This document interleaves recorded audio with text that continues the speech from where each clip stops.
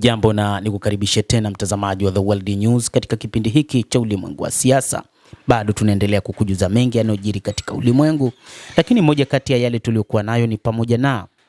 Urusi inasema Iran ina haki ya kujitetea mbele ya mashambulizi ya Marekani na Israel. Urusi imesema kwamba Iran ina haki ya kupinga mashambulizi yanayofanywa na Marekani. Kupitia msemaji wa Wizara ya Mambo ya Nje ya Urusi amesisitiza kuwa Jamhuri ya Kiislamu ya Iran ina haki ya kujitetea na kukabiliana na hujuma zote za Marekani na Israel, na ametoa wito wa kusitishwa mashambulizi ya Marekani na Israel na kurejea kwenye meza ya mazungumzo. Maria Zakharova amesema kwa mujibu wa mada ya 51 ya hati ya Umoja wa Mataifa, Iran kama zilivyo nchi zingine ina haki ya kujilinda na ina haki ya kujitetea kutokana na mashambulizi ambayo yanafanywa na Marekani. Hata hivyo, inayo haki ya kupambana na hujuma za kijeshi za Marekani na Israel, na amesema Moscow inaitaka Marekani na Israel kukomesha mashambulizi na kurudi kwenye meza ya mazungumzo. Msemaji huyo wa Wizara ya Mambo ya Nje ya Russia amesema Moscow itaendeleza hatua zake kwa ajili ya kusitishwa mapigano haraka katika eneo la magharibi mwa Asia na kutafuta suluhisho la hitilafu zilizopo kwa kutumia njia za amani. Kuhusu mapendekezo ya Russia kwa ajili ya kusitishwa kwa mashambulizi dhidi ya Iran na kukomeshwa mgogoro wa Asia Magharibi, Maria Zakharova amesema tumetayarisha mapendekezo yanayofaa na kwa sasa tunafanya mawasiliano kuhusiana na kadhia hii. Lakini kumbukwe kwamba Iran imeweka wazi kwamba wakati huu haipo tayari kufanya mazungumzo na Marekani kwa sababu waliwahi kufanya mazungumzo kwa muda mrefu na Marekani, lakini katikati ya mazungumzo ni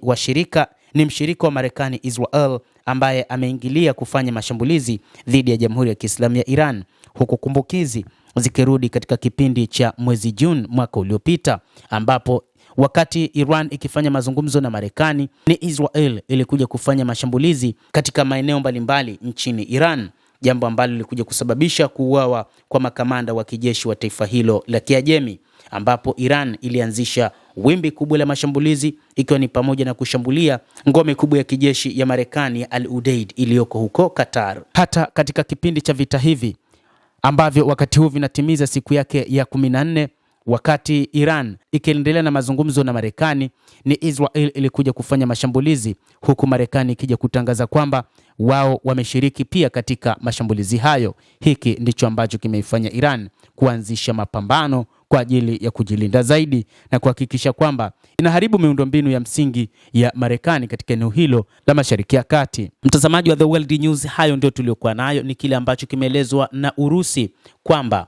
Iran ina haki ya kujilinda, lakini pia ina haki ya kulipiza kisasi kutokana na mashambulizi ambayo yanafanywa na Israel na Marekani, huku ikisema kwamba mataifa hayo yanapaswa kusitisha mapigano. Endelea kutufuatilia na usisahau kulike, usisahau kucomment, kadhalika kusubscribe channel yetu hii upate habari hizi kwa mapana kupitia The World News. Naitwa Damu Hussein, endelea kuwa nasi wakati wote, endelea